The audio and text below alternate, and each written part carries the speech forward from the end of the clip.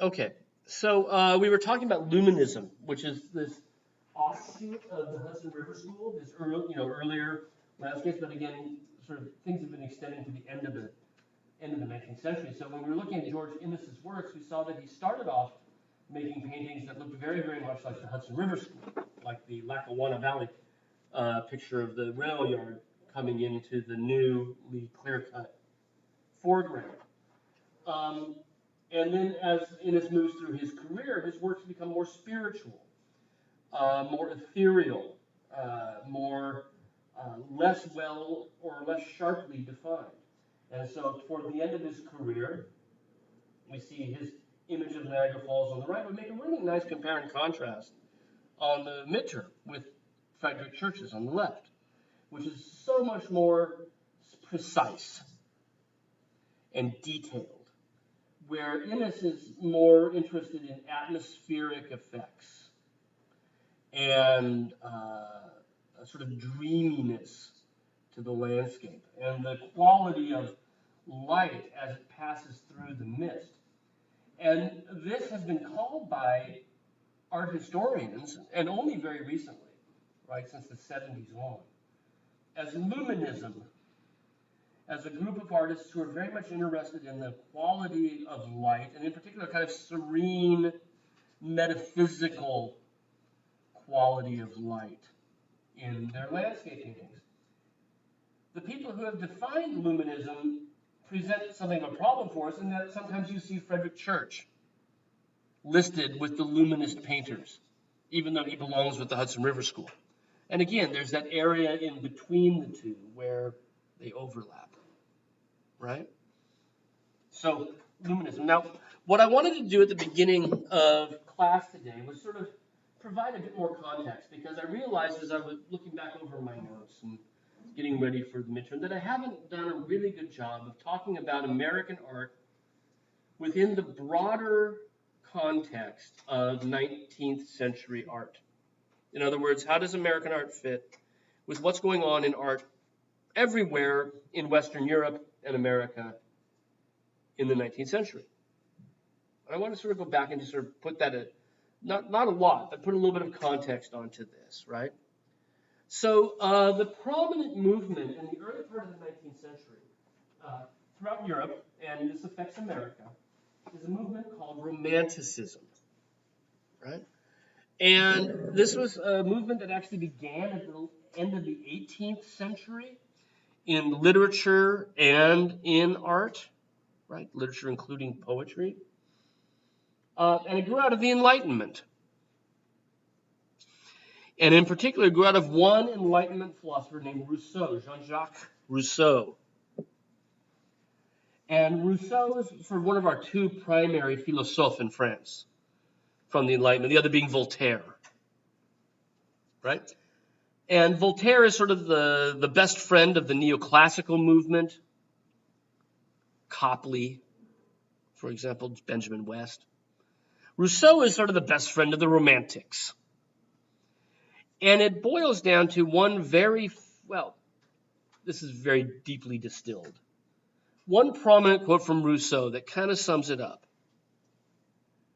Mankind is everywhere in chains, but longs to be free. Okay? That's sort of the central core of some of the things that Rousseau wrote about. Mankind is everywhere in chains, but longs to be free. Right? This was the writing that inspired the American Revolution. Right? In chains, but long to be free. The French Revolution. Right?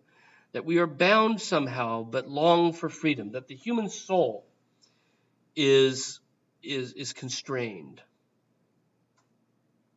from its desire for spiritual freedom. Right? And what constrains the human soul?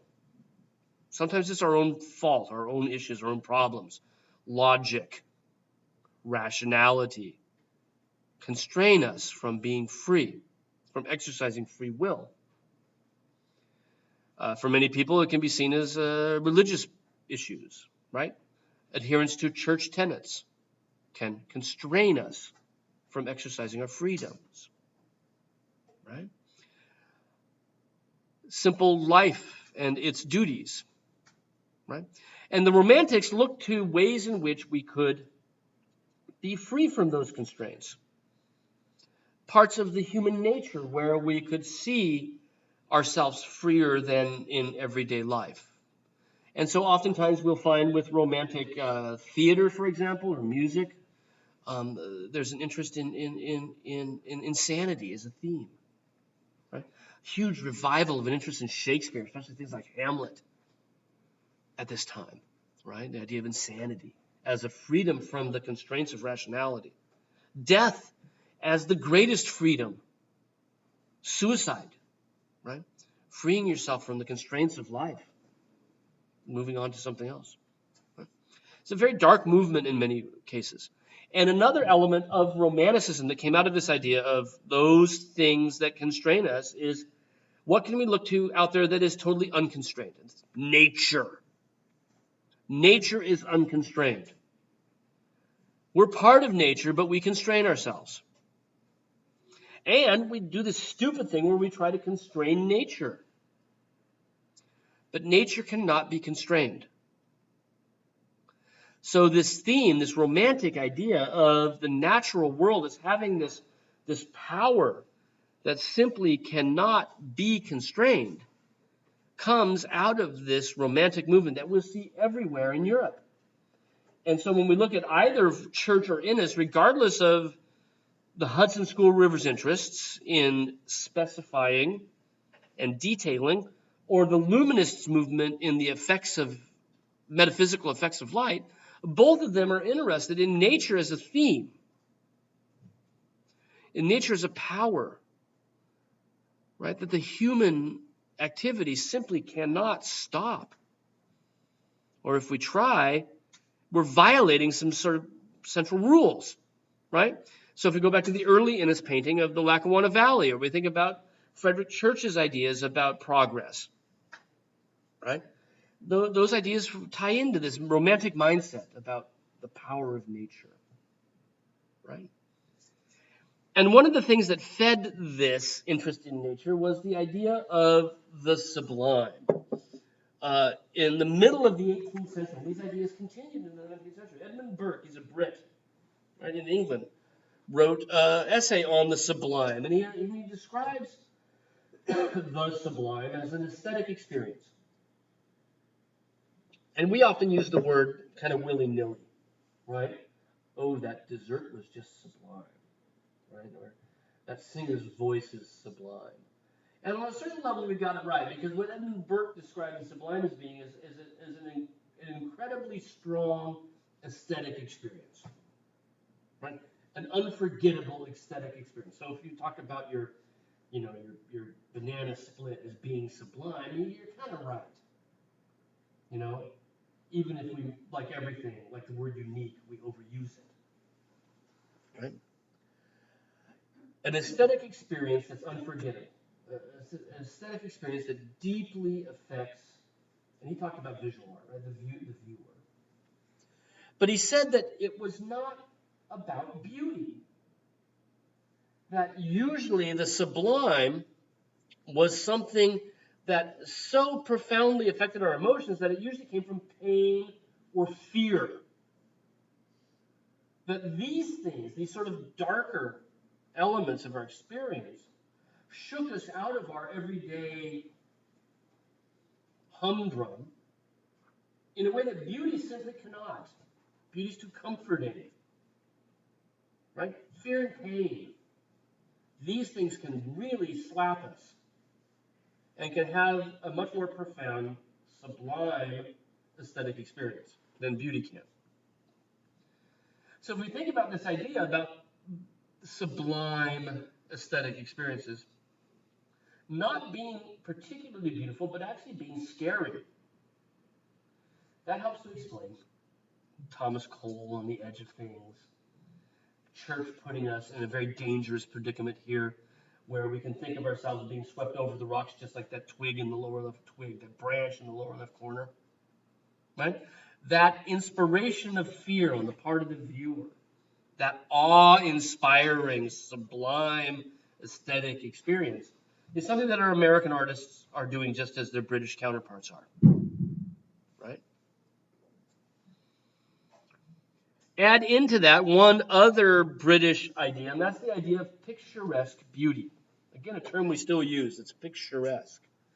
And this was also defined in the late 18th century. These ideas all wrapping up into this romantic view of landscape, right, of the depicted world. And Gilpin, William Gilpin, writes a book, Observations Relative Chiefly to Picturesque Beauty, in 1772. Got a copy of it over in the Dumbarton Oaks collection, and some of Gilpin's watercolors in the National Gallery, right? And Gilpin said that for a landscape to be picturesque, it should follow particular rules, choices that the artist should make, regardless of what they actually see. Like, you take what they actually see and they manipulate it, right, to make it more picturesque. But he says you should have a dark foreground, a brighter middle distance, and somewhere that should open up into the far distance, right? Dark opening to light. That's picturesque. He said this gets even better if you can put something on the sides that screen the view. So if you look at his watercolor on the right, the dark rocks rising on the left, the hill with the trees on the right, they frame it on either side, right? Allowing us that view into that lighter distance. This is part of picturesque beauty, right? He said, pay attention to clouds. Pay attention to changes in light and dark caused by clouds. We've seen that, haven't we? In almost every landscape we've looked at. They're really looking at clouds and how they change the landscape itself. He says, look to a range of textures. Try to include textures in your work. These things will make it more picturesque, right? Then he also says, by the way, if you have the chance, throw some ruins in there because it gives it it makes it a weightier picture. He says it gives it consequence if you can add ruins as well, right? So in this illustration on the left, we see all of those things, right? Dark foreground opening, even though it doesn't really open, the light on the ruins in the middle. From the darker foreground, the changing patterns of light from the clouds, right? And attention to textures and details, right? And all of these things that we're talking about, that Gilpin wrote about in the 18th century, we could still say, as we looked at a Asher Durand landscape, we say, I'm seeing some of that here. Those ideas are still current as part of romantic landscape painting, right? And its influence is not just limited to America. So a couple of Turners, I love Turner. One in the National Gallery, one up in Boston, the famous one in Boston, where he becomes very much interested in the works of man relative to the power of nature. In our case, we have Keelman hauling coal at night. We have the natural light of the Keelman on the right, and the artificial light of the Keelman on the right, and the natural light of the moon that just seems to be this eruption of power. Like, as he paints the moon, he's as interested in the moon as he is in the way in which the moonlight moves through the sky and off of the water. On the right, the shipwreck scene, the slave ship, where they've thrown the slaves overboard to be eaten alive by fishes as the ship goes crashing into a storm. In the background, again, the sun becoming just a locus of energy, right? That's that power of nature theme. So romantic landscapes are not by any means isolated to America, and the things that we see our artists doing there, we see in British painting from the same time. German painting from this time, we also see romantic themes, how nature can dwarf man and his works. The Friedrich on the right would make a really nice comparison with that Aurora Borealis picture we just saw by Church, with the ship stuck in the ice, right? On the left, again, ruins for consequence. You can't see because this window's this way, but there's a funeral procession leading into the ruins. And one can think about this picture from 1810 and then think about Cole's pictures of the departure and the return, of using these medieval ruins and stonework in the landscape to add meaning to it, and how the passage through the landscape becomes part of the overall metaphor. These are German pictures from the same time period. And the French, right, in particular, also very much picking up on these romantic landscape themes, right? So Rousseau, we looked, I think, at the one on the right before. He was one of the artists that Frank Innes had looked at when he actually went to Paris in the 1850s and saw this group of artists working.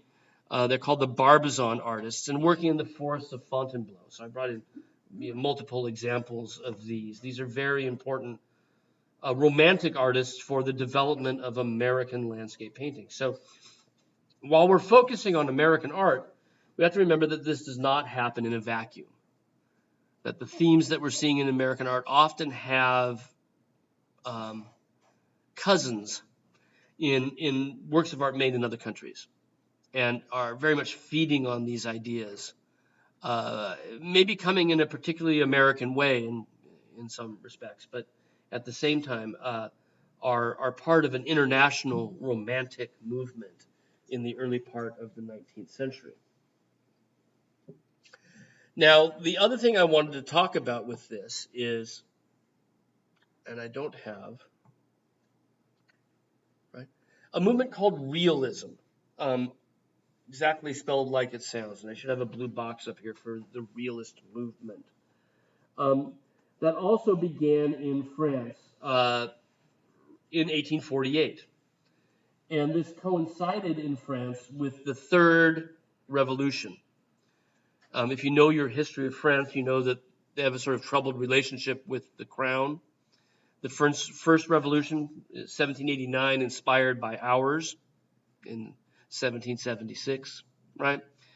The first revolution led to Napoleon, who was overthrown. The crown was reinstated. There was a second revolution in 1830 against that government, right? Led to a parliamentary style government that was overthrown. Napoleon's nephew crowned himself emperor. He was overthrown in the third revolution, right? I think I got that right, slightly screwy. Right? A third revolution in 1848. Okay. That year, the year of the third revolution, which we see in Daumier's picture on the right, that commemorates the revolution, there is a new movement in art that exact same year. Then that movement is trying to focus on scenes of everyday life, scenes of the contemporary world. And this is in response to a critic's call for artists to stop making pictures from ancient history and to stop making allegorical pictures and stop making narrative pictures based on literature and start making pictures that illustrate what it's like to be alive in the 19th century. And not necessarily newsworthy pictures like Watson and the Shark, but just sort of what's great about everyday life. And a lot of this is inspired by the rise of newspapers, really all over the world at this point, literacy, reporting on things that are happening. Painting should do this as well. People could look back at 19th century painting and say, what was it like to be French in the 19th century? This is what inspired the realist movement. Real life. Not realistic, but realism. Real life. And what these artists began to focus on primarily, especially Millet, were the rural working poor. The people outside of Paris were working their entire life but stay poor.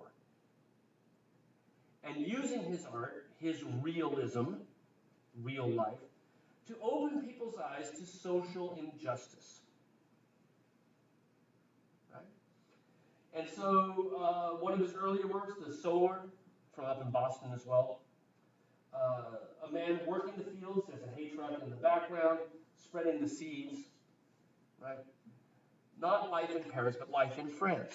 And using art to open people's eyes to what were problems that the artist saw.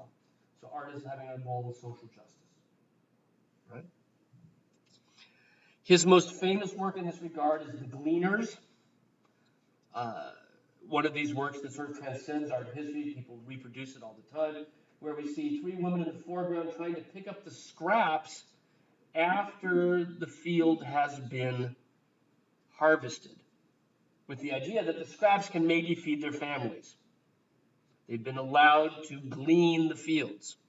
That's what that means. And Millet is making a couple of different statements here. He tries to give them some monumental dignity, but he shows them stooped down by the work. And then he draws this distinction between the small scraps that they have and the huge mountains of hay that have been gathered already. Why can't they have access to that? Right? Why are they going to have to try to subside on these few pieces of wheat that they've been able to gather? And this points to a hallmark of this realist movement, which is that it's very socially motivated. And it's based primarily on socialism. Marx and Engels' manifesto was published in 1848 as well. And one of the things it talked about was dialectical capitalism, where it was an indictment of industry, the Industrial Revolution, where prior to the Industrial Revolution in the cottage industry, you would work for your family, and whatever you made directly profited you, right? Because you're making it, cottage industry. Under the industrial system, you work for the man who owns the factory, and whatever you make profits him, not you, right? The quality of your craft does not profit you directly. That's dialectical capitalism, working for the profit of someone else. This one seems to suggest we have this industrial farm in the background, that somebody's getting rich off of working that field, and people are still left poor, right? It's a socially minded picture. It's actually a socialistly minded picture, right? Now, this realist movement and the romantic movement sort of go hand in hand, right? The realist movement begins to supplant it, begins to get rid of narratives in lieu of everyday life, but sometimes some of the romantic themes are still there.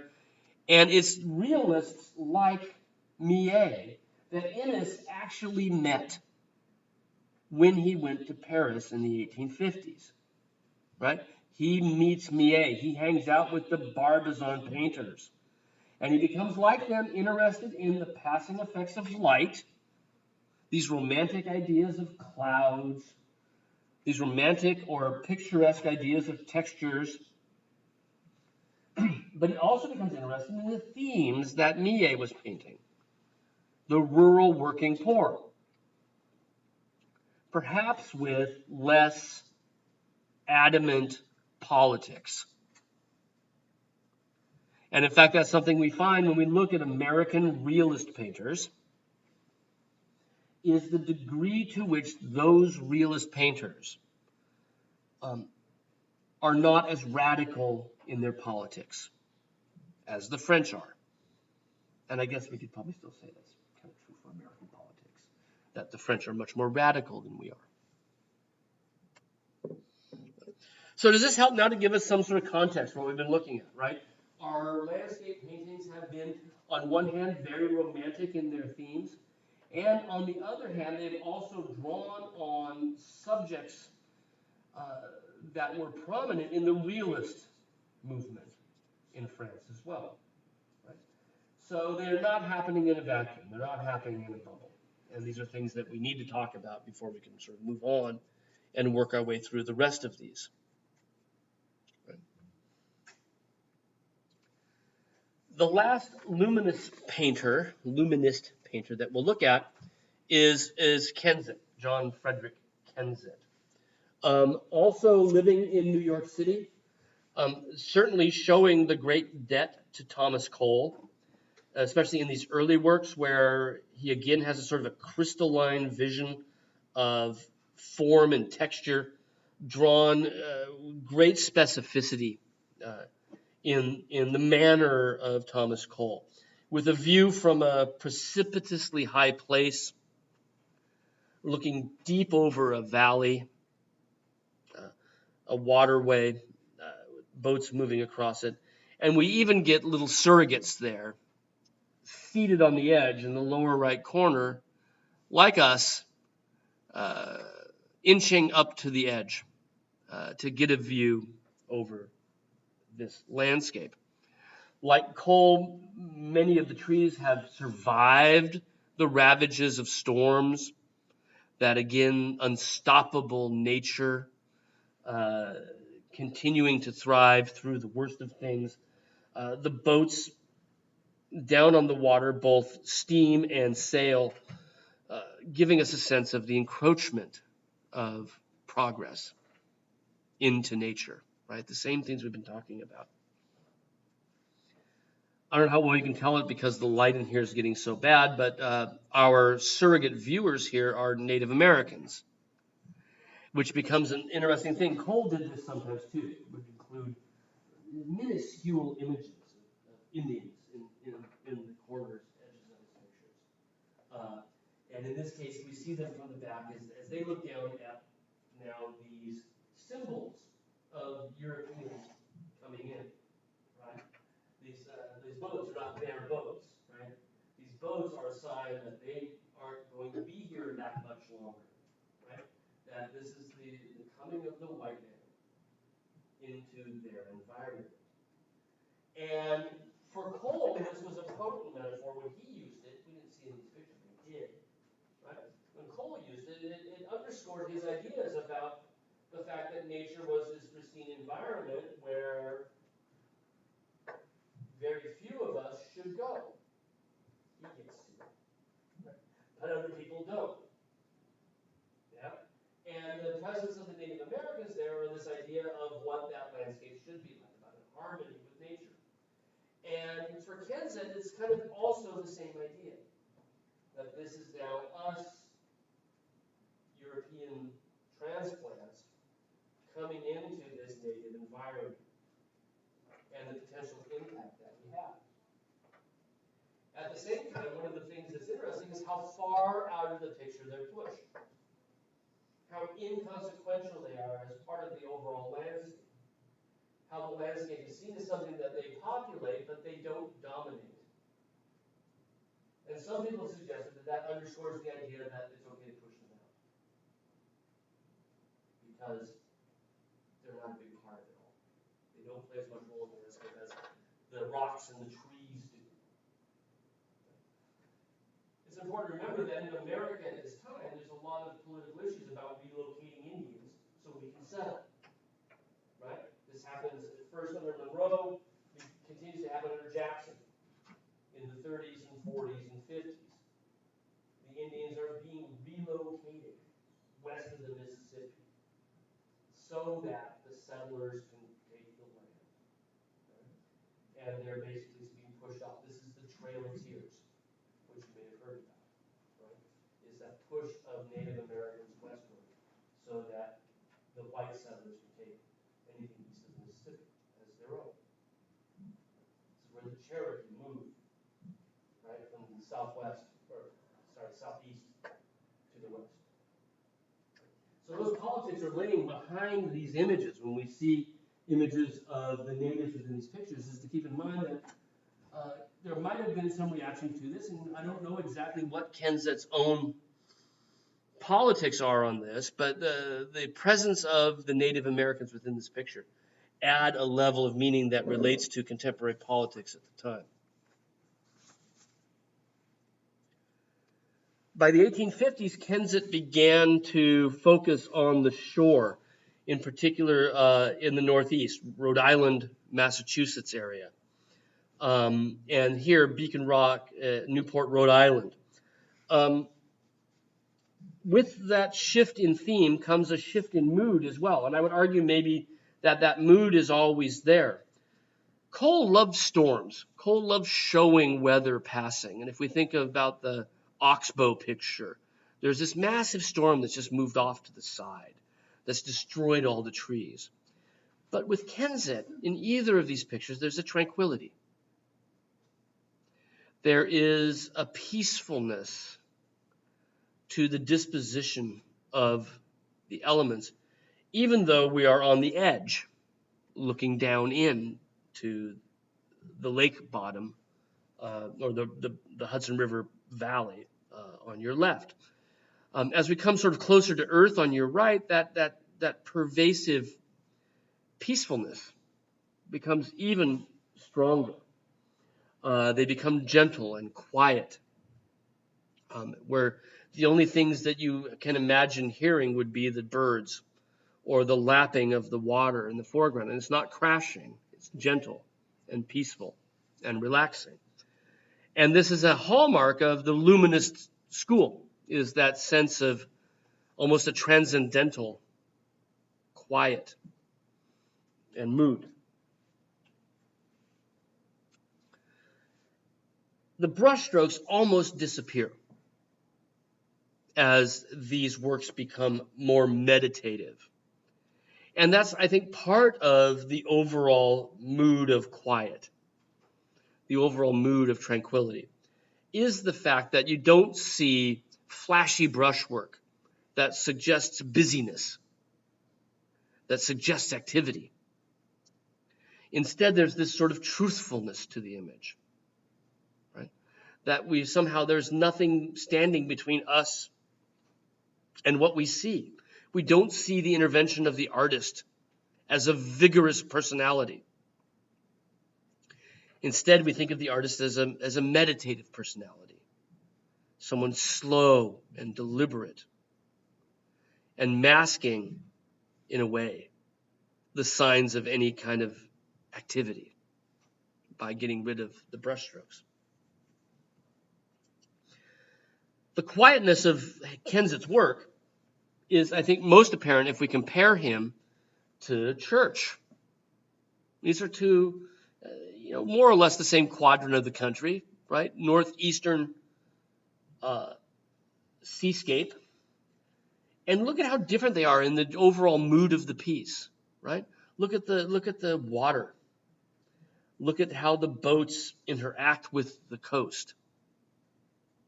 Look at the activity of the human figures.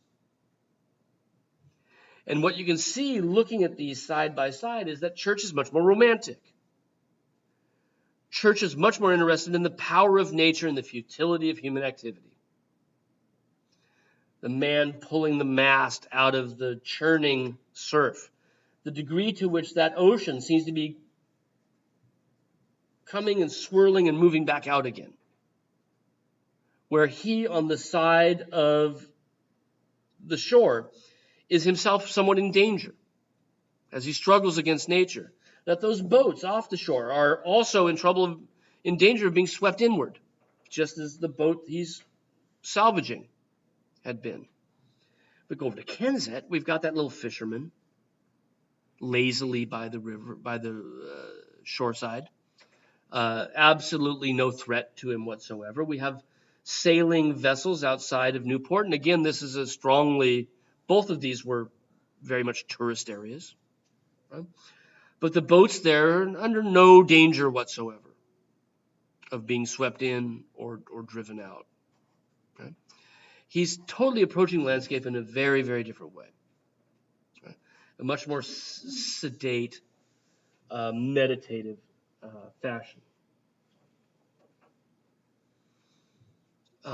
Genesee River near Mount Morris in New York, another of these, even though we're at a precipitous view deep over the river, again, there's not necessarily that same sense of danger. And I think part of it is that where has he placed the human figures? There's a shepherd or cow herd off to the left driving their flock along a well-established road. But there's no chance that a stray cow is going to endanger itself by getting too close. They're protected by a wall of trees and shrubbery. In the same way that we're back a little ways at least from that edge. And even though we look down over and we see a boat sort of gently working its way up the calm waters of the Genesee River, there is no sense that this is a frightening place. In the same way that Cole or Church might have depicted it. So there's a detail now. Again, the lack of brushstrokes anywhere on it, the utter polish of the work. Right? There's our herdsman moving off to the left in safety and quietude. A lot of people suggested that these very kind of ghostly images by Kensett, maybe even by Innes as well, might be linked to contemporary movements in religion in America in the 19th century, and in particular transcendentalism, sort of a spiritualist movement in mid-19th century America. Transcendentalism, in a nutshell, tried to basically focus on the individual transcending human conflict by looking to social reform, looking to religious reform. But the idea is to get away from the conflict of everyday life, transcend that. Kensett's pictures do this. Kensett's pictures present us a place where we can transcend the everyday, where we can enter into a world that's much more peaceful than the world that we inhabit. The foremost writer on American transcendentalism was Ralph Waldo Emerson, who you may have heard of in your literature studies.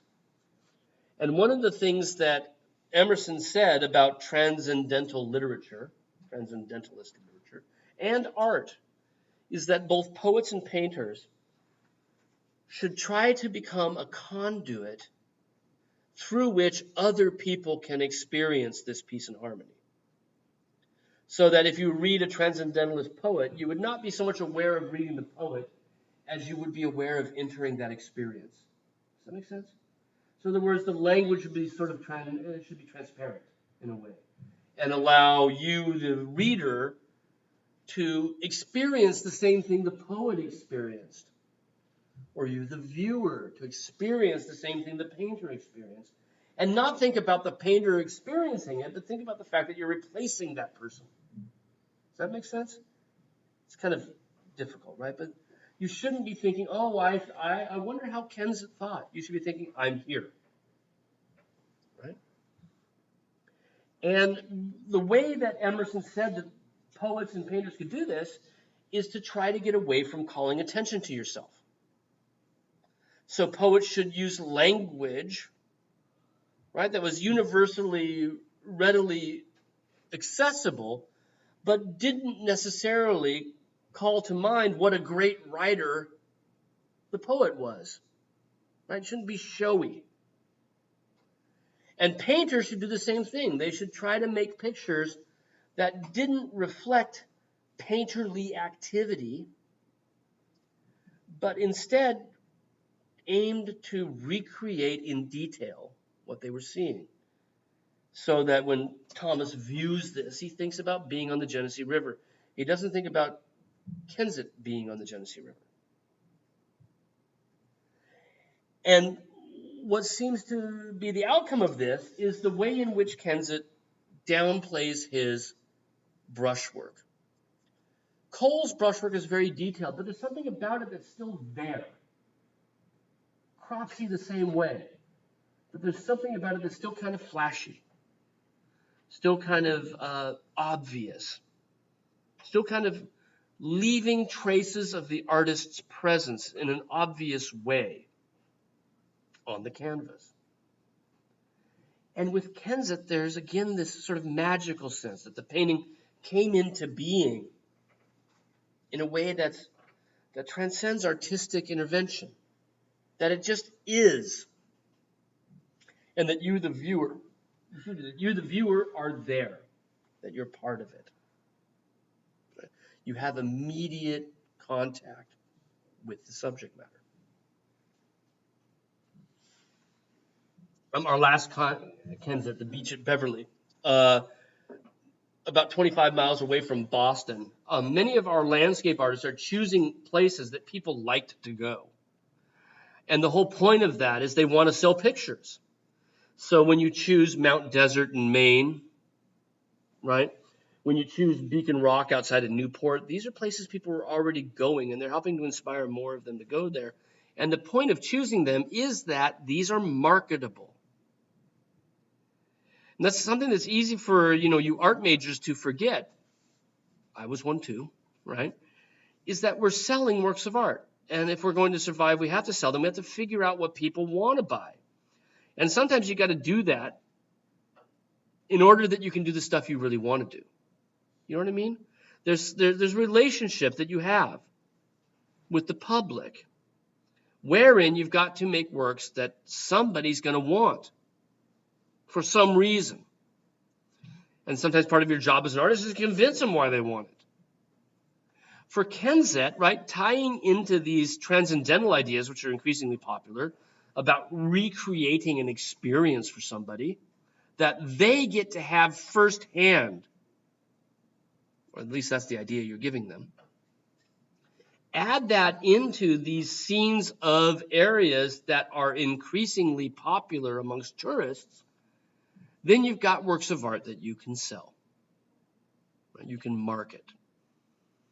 And these are, after all, marketed works of art. They are painted back in metropolitan centers, sold in metropolitan centers as virtual tourism, right?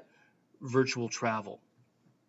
And he includes within them these wonderful little vignettes of a simpler life, of the kind of life that you simply don't enjoy in New York or Boston, right? Of a relaxing day on the beach where maybe you've got some work to do, but doesn't that look a whole lot better than doing a term paper?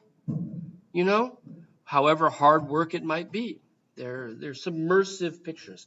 And as we look at the details of the trees and the rocks, again, it's almost as if you're looking at a real rock, looking at a real tree, rather than looking at a painting of one, right? That ties into this transcendental idea.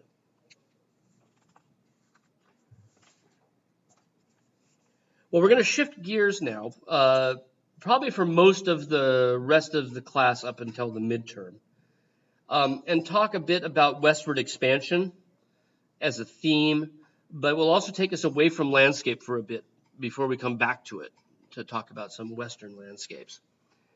And so one of the first things I wanted to talk about was the Capitol building downtown, the development of the U.S. Capitol, and the decorations that were made for the Capitol building. So we've got some nice contemporary photos along with some historical images of the Capitol.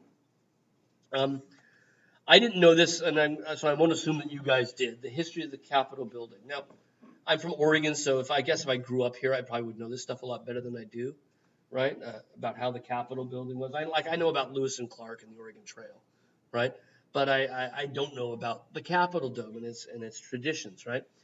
What we have at the Capitol Dome that we're looking at today is a huge enlargement on the original building. The original building was just a bit in the middle, right? So this part of it is the original Capitol. And then it was extended with the House and the Senate, right, as states got added to the Union, right? At first, we didn't need that much space. We had 13 delegates, right? I mean, you don't have that many people, right? You have senators from 13 states and representatives from 13 states. You don't need that much space. But as that number grows to 30 and more, you need increasingly more space, right? So the wings that you see off to the left and the right, that now the House and the Senate, are in fact additions to the original structure. The other major addition to the original structure is the dome. There was always a dome there, but not the one that you see here, not the cast iron dome that's there. I didn't even know that. I didn't know it was cast iron until I moved here, right? Instead of being marble. So it was originally begun 1793, finished in 1800, which coincides roughly with the time that Washington is in office, right? George Washington. And prior to that time, the Capitol had been for a while in Philadelphia, for a while in New York City. And it was Washington who decreed that we should have a Capitol here, got Maryland to give up part of their land in order to form the independent District of Columbia, right? To be the site of the government, thus independent from any single state's sway.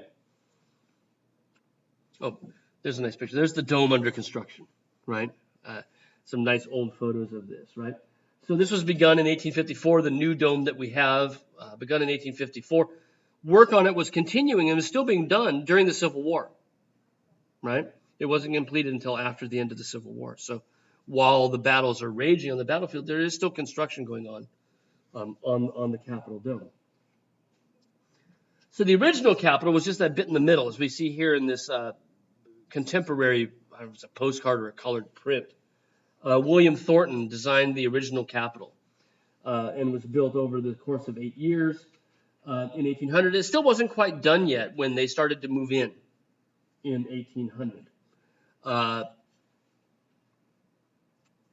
This Capitol was burned in the War of 1812.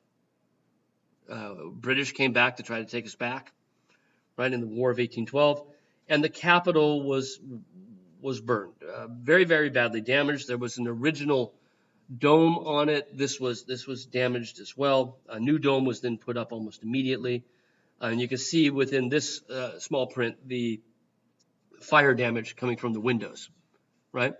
It was after the War of 1812, with the subsequent rebuilding of the Capitol, that most of the decorations that are there today were begun.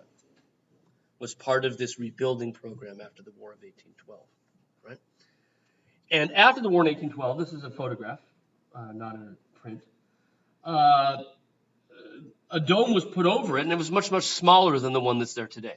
So this is the original wooden dome that was on the Capitol building, with the pre-extensions on either side, right? The new dome and the extensions were all part of a program of work in the 1850s.